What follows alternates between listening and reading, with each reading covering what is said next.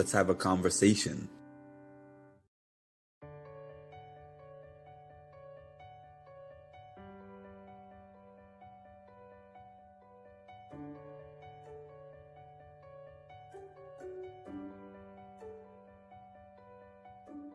Thank you for having me on. It's always a pleasure to talk to you, and I'm sure I'll see you at one of these events again All soon. time, we got Mark with the Mindful Reality podcast, who I've been a guest on, and it was a blast. Thank you for having me, honestly, and I cannot wait to do it again. We're going to do this again in the future. I just know it.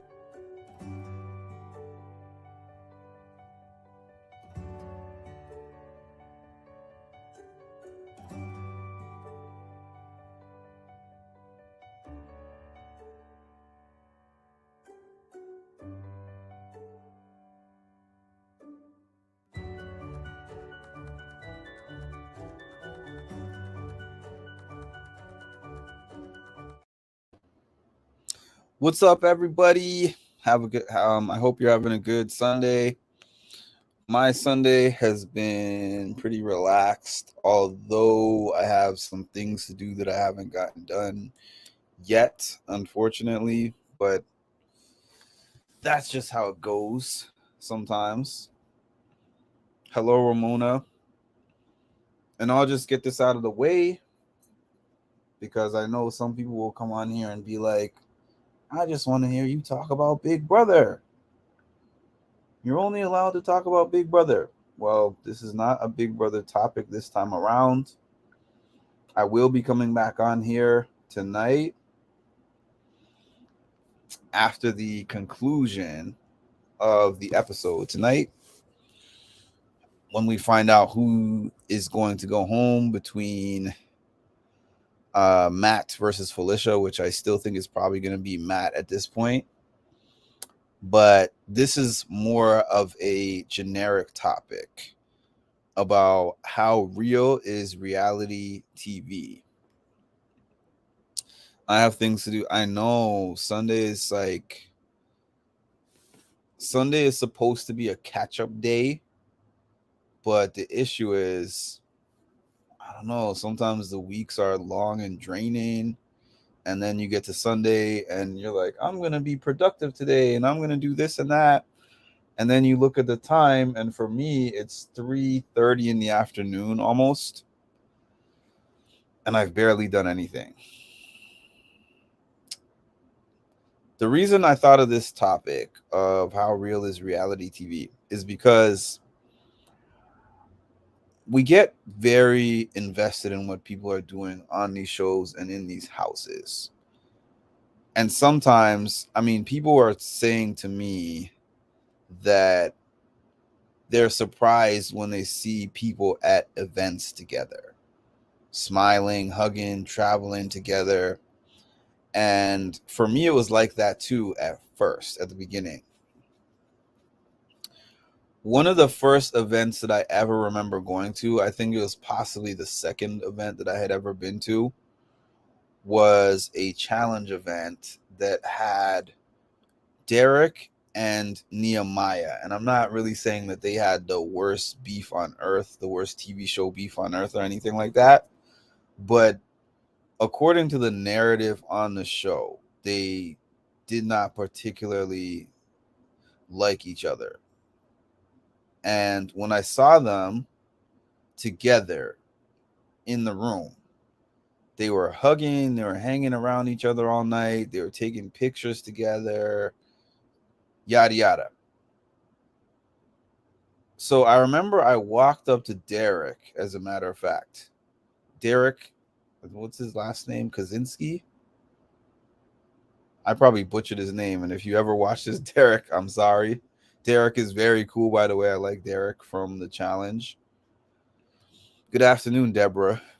But I asked Derek, I was like, I thought that you don't like Nehemiah. And he's like, oh, that's all TV stuff. And I'm sitting there like, what do you mean that's all TV stuff? Because I didn't know what TV stuff meant. I didn't even know what he meant. And he said, oh, yeah, production basically hyped that up and we played into it. Now, further listening to when I did my first interview with John Brennan was telling me that when he was on The Real World back in the early 90s, the cameras used to just follow them around. They literally were just on the show, and they got their stipend, they got their budget to get themselves some food and whatever else. You know, they got paid a little bit of money while they were in there to do whatever they were doing on the show, but the cameras would just follow them around, keep recording, rolling the film, and then put out their stories however they decided after the fact. And he said that when he came back for The Real World Paramount Plus, The Real World Homecoming on Paramount Plus, which got all of him and his old roommates back together, he said that they would be, things were not really so organic anymore. So for instance, there would be some kind of contention that happened between him and a house guest, and then he would want to talk to them, but then production would be like, oh no, you're not allowed to talk right now. Let's set up this scene first. So production would make sure that they have all the cameras all on point, the mic test, whatever. And then they're like, okay, now have this conversation. So the thing is with the 20-somethings that you see, especially with the younger cast, I think the older cast experienced two different types of TV. Like the ones that started on TV in the early 2000s and are still kind of relevant right now, those ones experienced the older era. But the ones that have been within the last 5-6 years on shows, they have experienced the acting version of reality TV. And I think that they even prepare for that. I've heard of people that are going on TV getting an acting coach and preparing for how they're going to do things like diary room entries. They have everything mapped out and planned out. It's not like back in the day. So there are some real elements and there are some elements that are not real. It might sound like a strange comparison, but think of something like WWE wrestling, which a lot of people say it's fake, but then some of the people involved in WWE wrestling, they're like, well, how much can you fake jumping off of a table, jumping off of a cage and landing on somebody and going through a table, or taking a steel chair to the face, or jumping off the top rope and doing a front flip and landing on somebody. Rib injuries and eye injuries, back injuries, neck injuries, and stuff like that. The injuries are real, but the script is scripted. They know who's going to win the match before they start the match. They do walkthroughs and planning and practices and stuff. So when it comes to reality TV,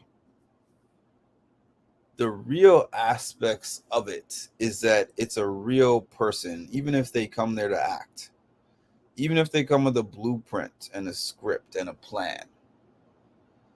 Now, if you want to specifically talk about something like Big Brother is well, I don't know every show, so I can't say it's the hardest, but I will say, in my opinion, Big Brother is one of the hardest shows to act like you're somebody that you're not. Because if you're there for a long time, you're going to get tired of that. You're going to get tired of putting on the act. And you're going to kind of default to who you are naturally. Good afternoon, Ed. the other thing is, and this might not be interesting to everybody, but you know, I'm obviously, I work in the field of social work, so this kind of thing interests me. Sometimes people get stuck in the character to where they have this identity kind of thing going on, where there's a type of person that they have to be interesting enough to be recasted. And they do whatever they have to do to uphold that person who they have to be to get recasted to where their regular identity or who they are as a person gets lost in the sauce. Now, this is why I tell you guys how I can appreciate certain people that I have met who I'm like, you are who you are on TV, off TV. I know there's some kind of performance elements to television, period, but I'm really impressed with and respect people who don't lose the true essence of who they are. So when it comes to how real reality TV is,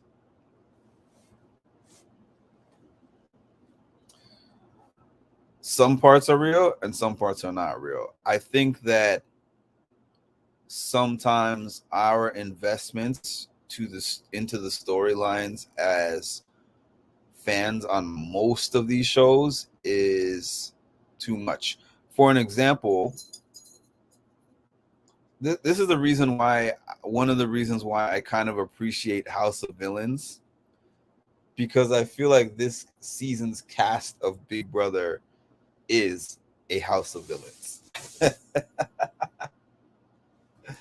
that wants to be looked at as heroes. Whereas on House of Villains, I can clearly tell that these people are playing up for the cameras, and there ain't nothing wrong with that, because at the end of the day, we know that they want their exposure. We know that they want to boost their social media profile. They want to get booked for more shows. So they're playing it up. Whereas I don't like when somebody is doing fake things and trying to portray themselves as real. And that happens a lot. And then people go on these tours where they try to explain why they're real. You know, they'll do a whole bunch of interviews and, But yeah, my view from both an outsider as a fan. Well, I'm an outsider in general because everybody is an outsider unless you've actually done one of those shows yourself. But I'll give you guys an example of a couple of things. This is not reality TV, but it's just TV in general. I went to the Wild 'N Out show in 2015, I think. It was in New York at that time. And they brand that show as comedy improv. And I remember they had the first segment of the show, which was, what is this thing called? At the family reunion, who we introducing. So if you know Wild 'N Out at all, that's one of their famous segments that they do where they go into the audience and then they find people who have an interesting look, and then they do the song at the family reunion, who we introducing. This is my brother Billy, and then they'll just make something up. And I remember they did that entire segment. Oh, I gotta get my charger. I am bad with this charger, y'all. Oh, it's right here. Okay, I'm good with the charger. So they did that entire segment. The segment probably took about 10 minutes or so. It wasn't too long. And then a lady came out from the back and she whispered something into Nick Cannon's ear. And then Nick was like,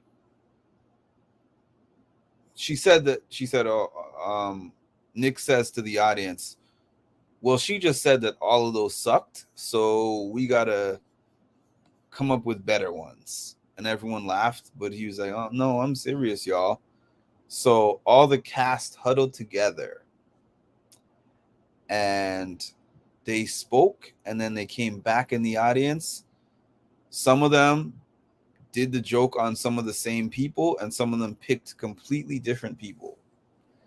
They retaped the segment, and then the stage director, whatever she was, she approved, moved on to the next segment. The Wild Styles segment, which is maybe 1 minute to 2 minutes on TV, was like 30-40 minutes in the building. When I saw the episode that I was on, or that I was in the audience for, compared to the 2 hours that I was in there for the tape-in, it was unrecognizable to me. They chopped the hell out of that show. And it was not improv at all. They thought about everything. They retaped things a whole bunch of times. So it was not improv. So that was the first time I saw some of the TV magic. And then when I started attending the daytime television shows, I mean, they chopped those up a little bit less, simply because it's live. So they don't have an opportunity, but they prep the hell out of you. For anyone who's ever been to one of those things, they coach you, and they have cue cards, and they have an audience director that tells you how to react to things. So there's that. So when it comes to a show, there's some of those elements to it. There's production, performance, and then there's the people themselves, the cast who gets on the show, who are trying to now, it's not like old reality TV where they are just kind of happy to be there, happy to travel and live in a mansion, and just get away and try something different. No, these are people who are trying to now create a career for themselves and make some money off of being there. Get sponsorships and brand sponsorships and become social media influencers. Hi, Joan. Good afternoon. So I think that we just take it for what it is, but don't be shocked if a lot of what you see is not just the cameras are pointed at them and whatever happens. Production has a product that they want to display. The cast has a product that they want to display. And the displaying of a product is as much a part of it as anything else. And that ends my discussion on how real is reality TV. I mean, there's some elements of reality to it, but don't take everything at face value. And those are my last words. And I hope everyone has a great rest of your afternoon. Please make sure to like, comment, subscribe, and hit the notification bell to get notified of when I drop some more great content.